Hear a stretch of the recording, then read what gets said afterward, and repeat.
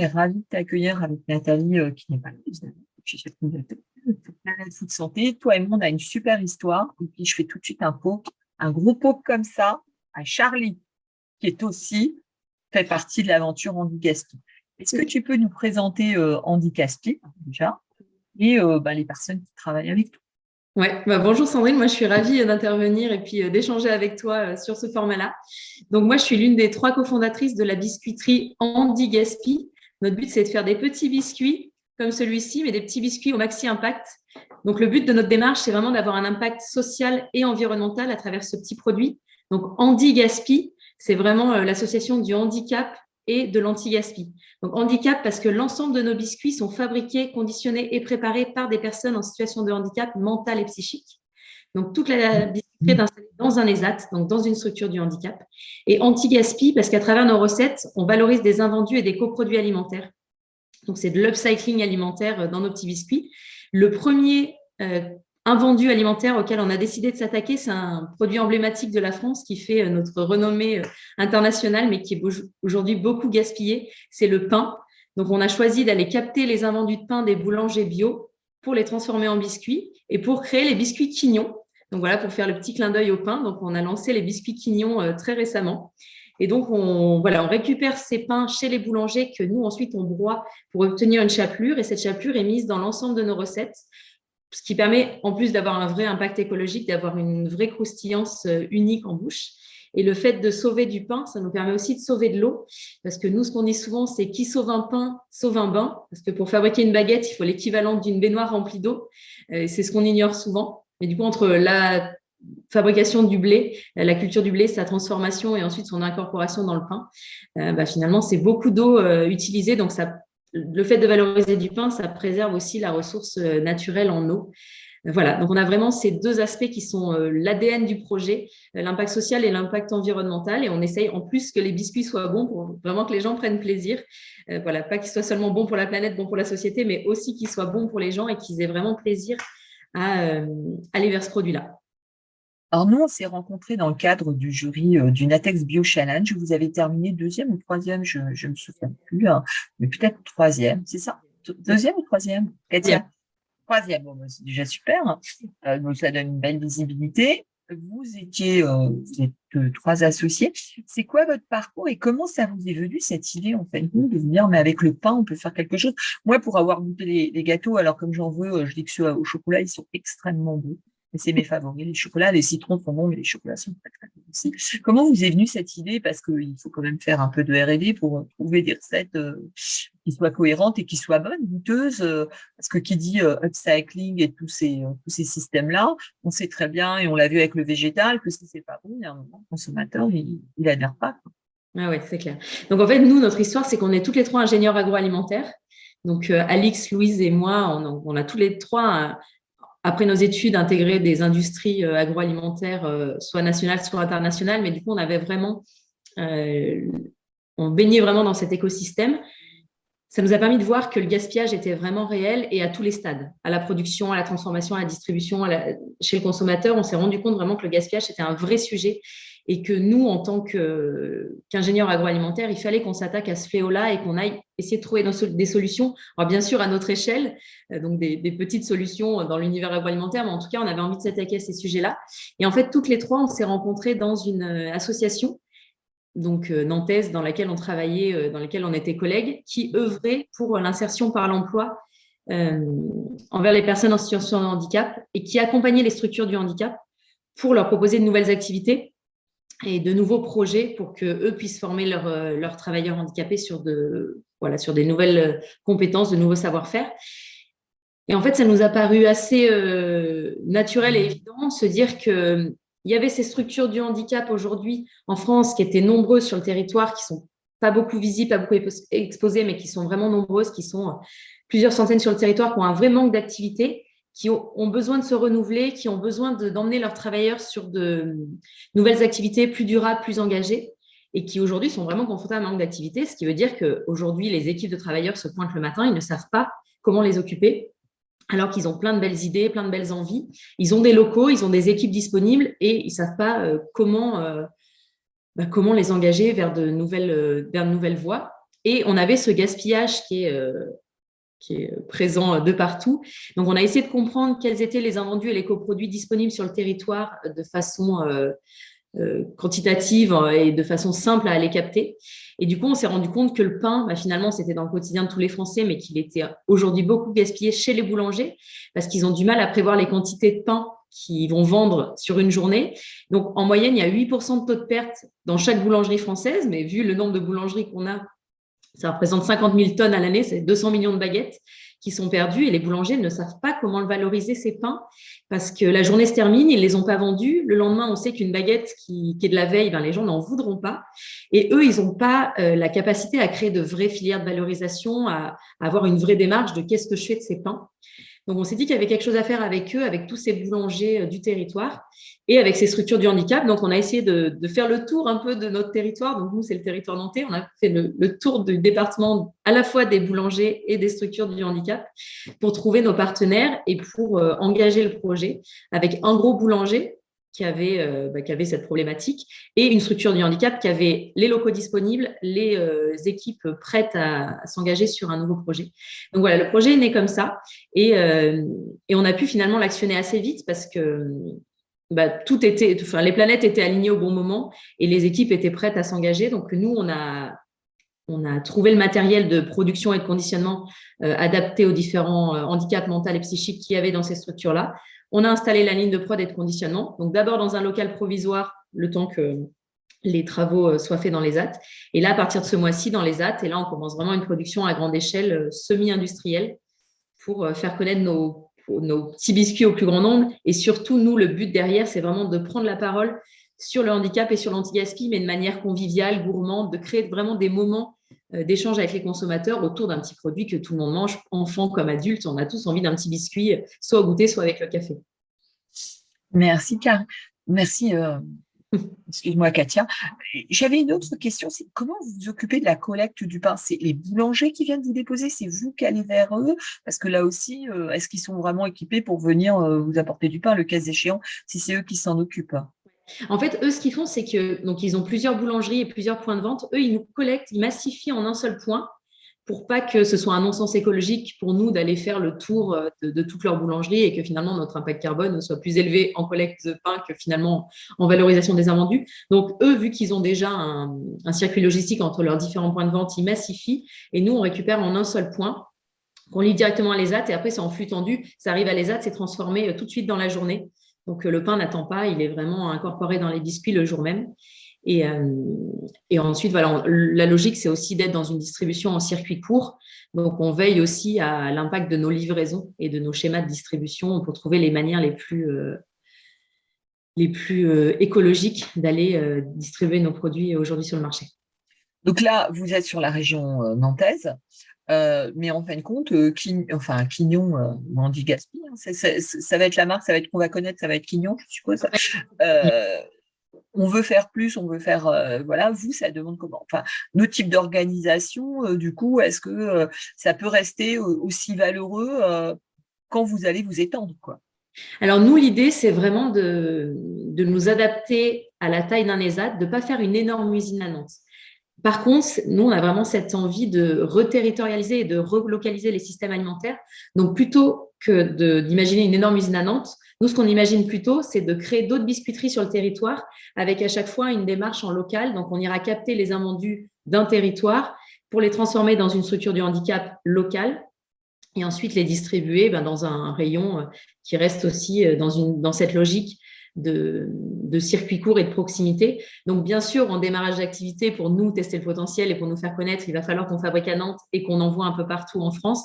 Mais assez vite, on aimerait vraiment le relocaliser et créer d'autres antennes sur le territoire avec une logique de couper, par exemple, en France en 6 et d'aller couvrir les gros bassins de consommation.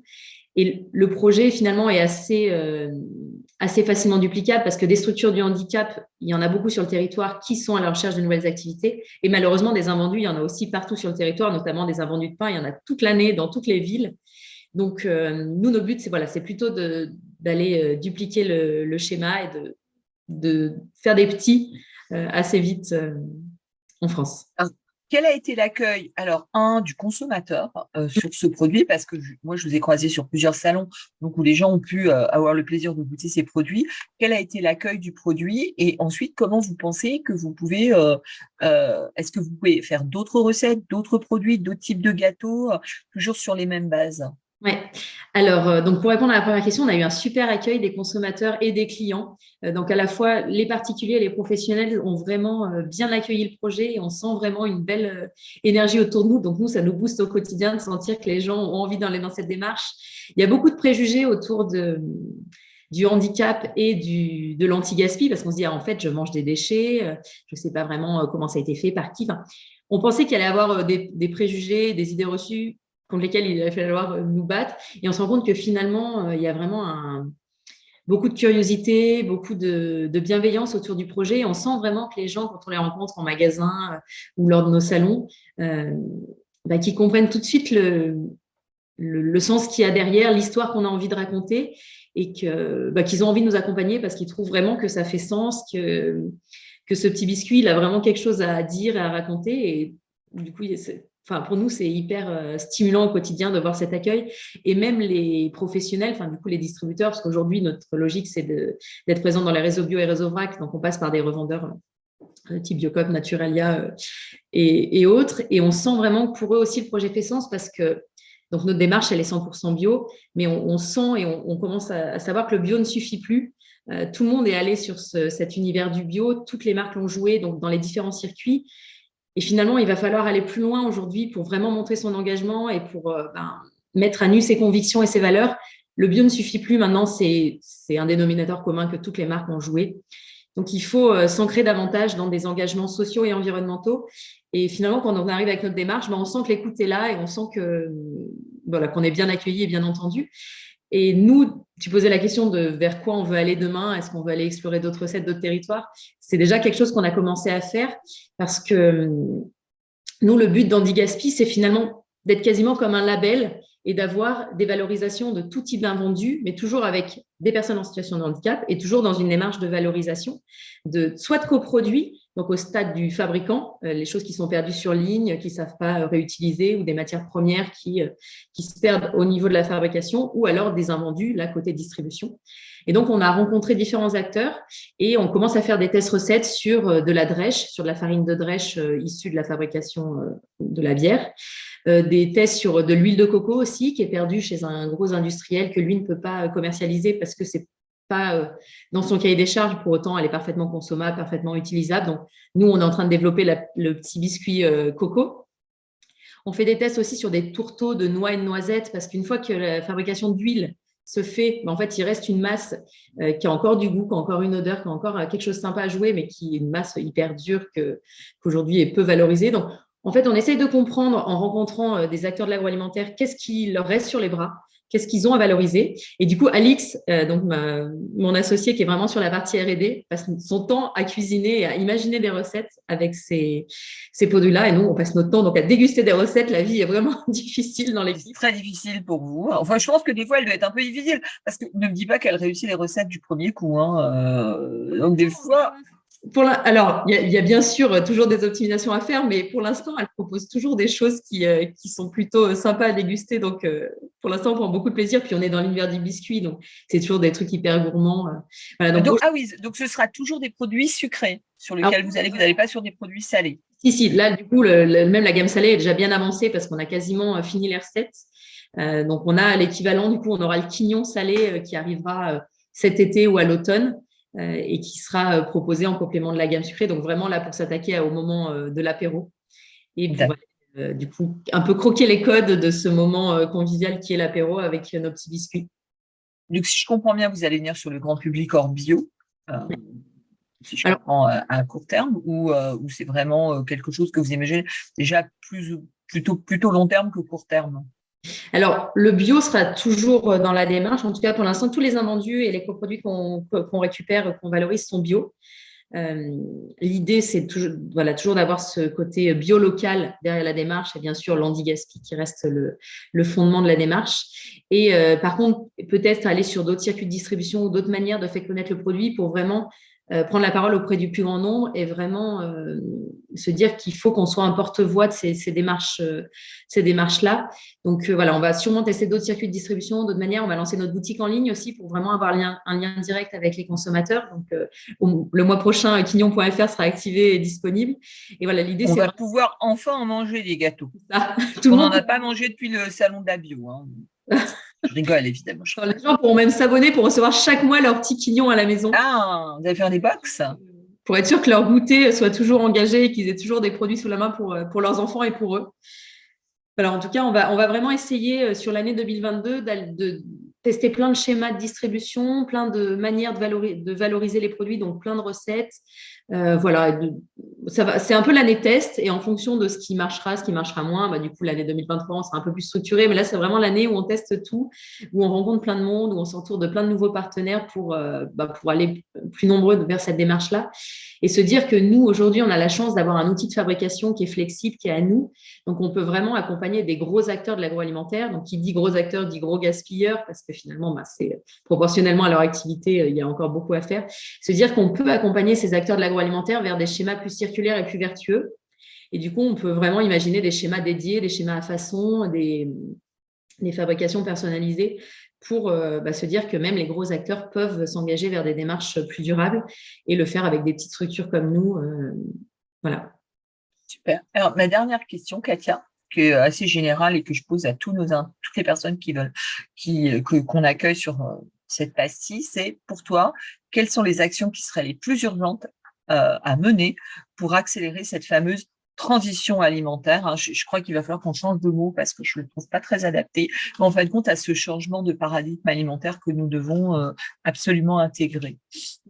Pour moi, le gros enjeu, ça va être vraiment cette relocalisation, cette reterritorialisation, parce que, en fait, il y a beaucoup de démarches déjà qui sont engagées, mais finalement, il y a vite des dérives en fait derrière les démarches qui sont engagées. On a vite eu tendance en fait à internationaliser les approches, à avoir des schémas de développement mondiaux. Et j'ai passé 8 ans dans un des géants de l'agroalimentaire. Je me suis vraiment rendu compte que le développement de produits se faisait à l'échelle internationale et finalement, on ne savait plus tellement d'où venaient les matières premières.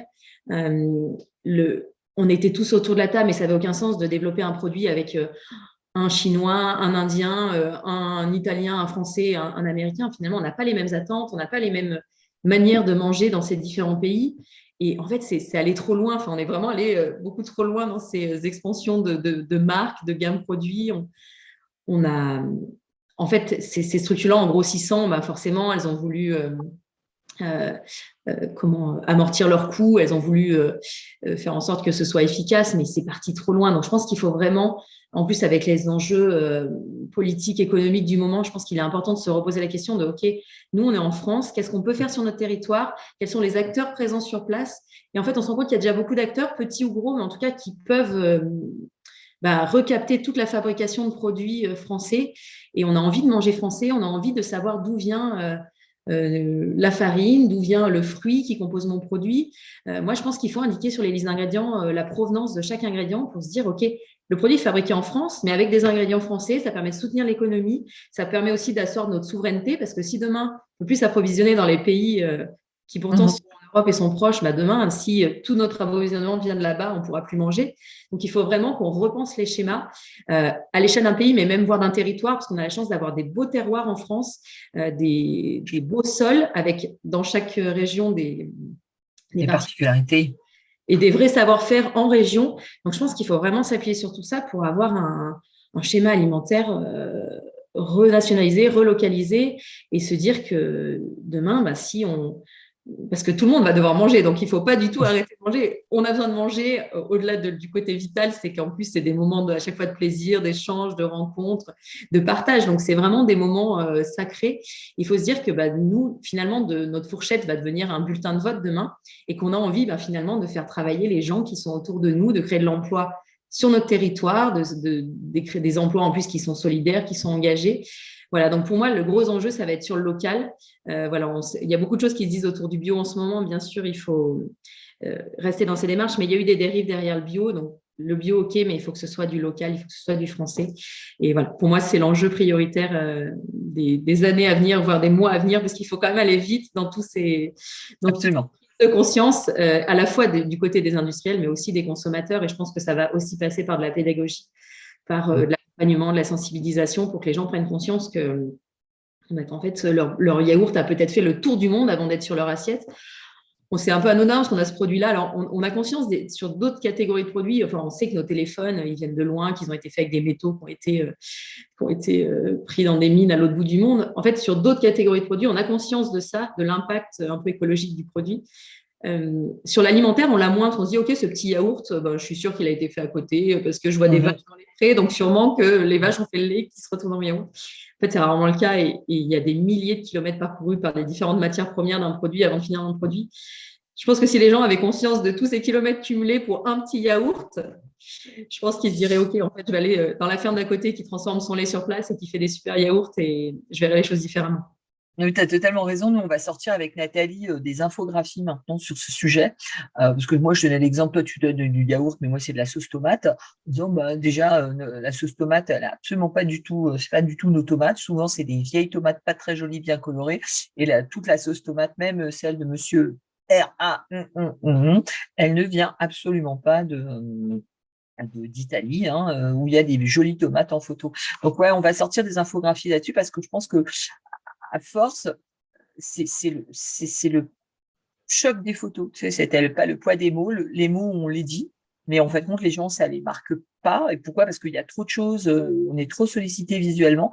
Par contre, le choc des photos, je pense que, voilà, donc nous, on va faire des infos sur la transition, voilà, pour pouvoir dire, voilà. Et c'est peut-être que pour participer, évidemment, toujours à cette chose-là, pour dire, oui, tiens, voilà, il faut que ça avance un peu, mais oui, est-ce que vous vous rendez compte qu'il ne vient pas de la ferme du bout du pré, voilà, c'est pas cette vache-là qui vous nous dit. Bon, Katia de Quillion, on était ravis de t'accueillir. On vous souhaite plein de bonnes choses parce que je sais que vous avez des concours sur lesquels vous êtes bien placés, mais on vous souhaite de les gagner l'année 2022, non 2021, excusez-moi. 2021, ça a été un peu les Césars quasiment partout. Donc, on vous souhaite une bonne année 2022, une bonne installation. Bon, vous nous ferez signe pour la boutique, parce que on ira acheter. Voilà, et puis tous nos, je sais pas comment on dit les gens qui nous regardent en vidéo, enfin tous les gens qui nous regardent, quignon.fr pour commander, vous allez voir, c'est super bon. Voilà. Merci beaucoup, bientôt. Sandrine, à très bientôt. Ouais.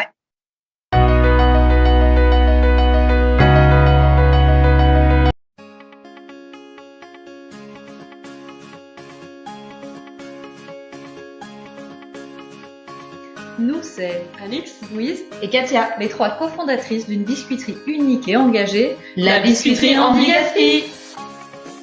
Andy, car elle facilite l'insertion professionnelle de personnes en situation de handicap. Et Gaspi, car elle permet de lutter contre le gaspillage alimentaire. Nous récupérons chaque matin les invendus de pain dans des boulangeries bio de Nantes et nous les livrons à quelques kilomètres de là dans notre atelier de biscuiterie pour qu'ils soient valorisés en délicieux biscuits. Notre atelier est installé au sein d'un ESAT, un établissement et service d'aide par le travail, dans lequel des personnes en situation de handicap mental et psychique s'activent chaque jour avec passion pour fabriquer et conditionner nos délicieuses recettes. Pour faire tourner la biscuiterie, c'est une équipe de choc de 20 travailleurs en situation de handicap qui va être formée. Ces super-héros fabriqueront 150 tonnes de biscuits par an, soit environ 6 millions de biscuits. Ils sauveront ainsi 30 tonnes de pain invendus chaque année. En fabriquant 6 millions de biscuits, nous sauverons 30 tonnes de pain, soit l'équivalent de 120 000 baguettes chaque année. Quand on sait qu'il faut l'équivalent d'une baignoire remplie d'eau pour fabriquer une baguette, on pourra donc économiser 39 000 mètres cubes d'eau chaque année grâce au recyclage du pain. Toute l'équipe est ravie de pouvoir créer au quotidien des produits qui, en plus d'être délicieux, répondent à de grands enjeux. Avec nos biscuits, chaque bouchée devient un acte engagé qui a un impact à la fois social et environnemental. Pour faire partie de cette belle aventure, contactez-nous vite par téléphone ou par mail. À bientôt!